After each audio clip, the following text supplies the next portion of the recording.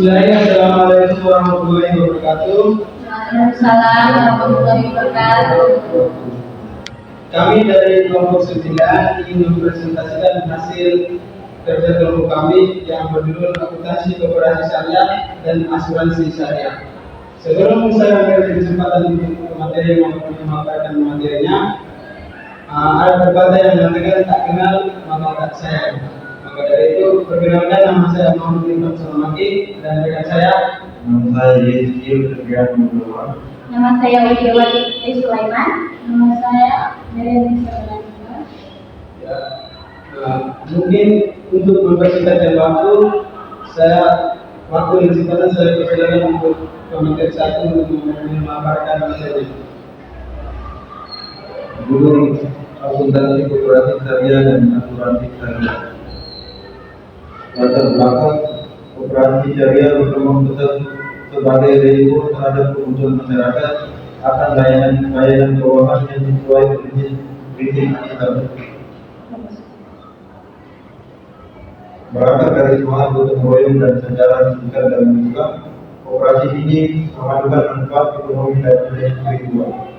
Pencatatan akuntansi yang akurat berbasis PSAK Syariah menjadi krusial untuk transparansi laporan keuangan dalam huruf RAP, kedua mengukur pertumbuhan usaha dan kesejahteraan anggota, tiga kepatuhan terhadap prinsip syariah. Tujuan penulisan definisi menjelaskan konsep dasar akuntansi koperasi syariah dan asuransi syariah, prinsip dan syarat, menguraikan rukun transaksi dan syarat sah sesuai syariat Islam. Penerapan menganalisis skema transaksi PSAK relevan dan contoh jurnal akuntansi. Definisi utama koperasi syariah: badan usaha yang berlandaskan konsep sirkam dalam kerjasama, anggota berpartisipasi dengan beban ekonomi, menanggung hak dan kewajiban bersama. Usaha harus halal, sahih dan bebas terlibat bersistem bagi hasil.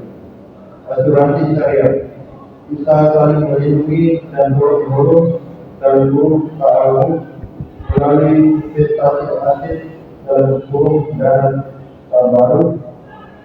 Risiko dibagi antara antar peserta, bukan ditransfer ke perusahaan. Perusahaan hanya bertindak sebagai pengelola operasional.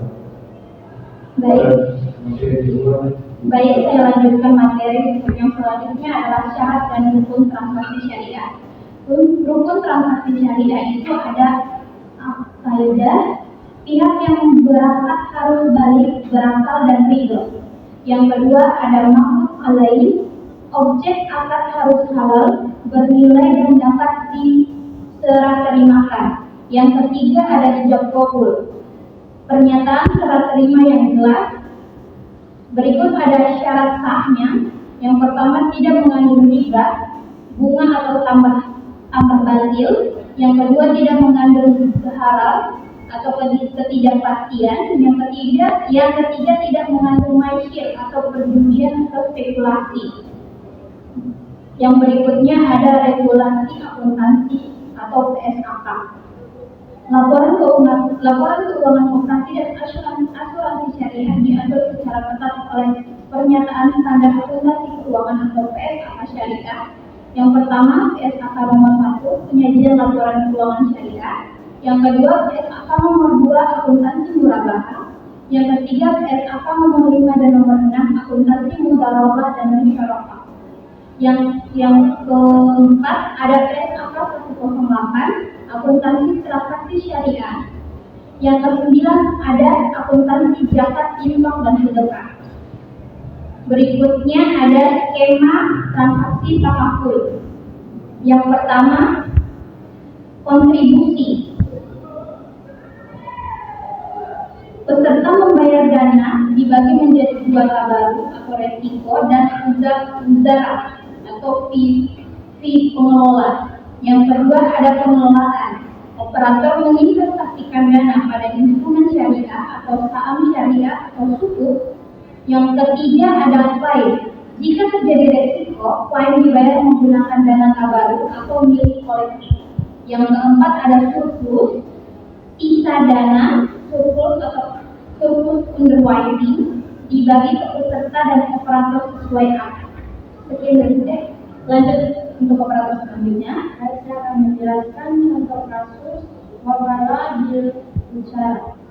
PT Faktur Amanah mengelola dan peserta D dengan kontribusi seharga 1.500.000. Alokasi dana sebesar Rp975.000 untuk pembayaran klien sesama peserta. Ujaran pengelolaan sebesar Rp525.000 untuk pendapatan operasional perusahaan. Cara menjelaskan jurnal penerimaan dan file.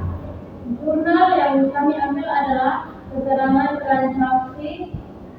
Yang pertama, penerimaan kontribusi peserta B. Kasnya didebet sebesar Rp1.500.000 dan dana baru dikredit sebesar Rp975 dan pendapatan usaha dikredit sebesar Rp525.000. Yang kedua, pembayaran klien peserta lainnya. Yang pertama, beban klien dana tabaruk didebet sebesar Rp700.000. Kas dikredit sebesar Rp700.000. Selanjutnya, jurnal surplus underwriting. Asumsi surplus sebesar Rp300.000 atau bagi hasil peserta 7%, operator 30%. Jurnal yang kami ambil adalah keterangan transaksi. Yang ketiga, pengakuan surplus bagian peserta 70%. Surplus underwriting peserta didebet sebesar Rp210.000. Utang surplus kepada peserta dikredit sebesar Rp210.000. Yang keempat, pengakuan surplus bagian operator 30%. Surplus underwriting operator didebet sebesar Rp90.000. Pendapatan surplus underwriting dikredit sebesar Rp90.000.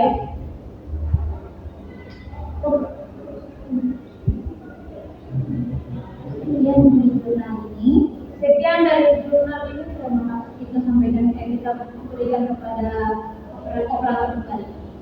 Ya, terima kasih kepada materi yang sudah menyampaikan materinya.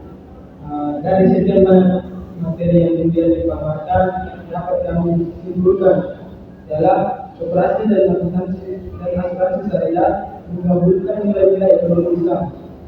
Penerapan TSAK 108 dari standar akuntansi syariah lainnya memastikan bahwa pengelolaan dana tabaruk dan investasi dilakukan secara amanah, memberikan manfaat bagi anggota serta menjaga keberlanjutan institusi.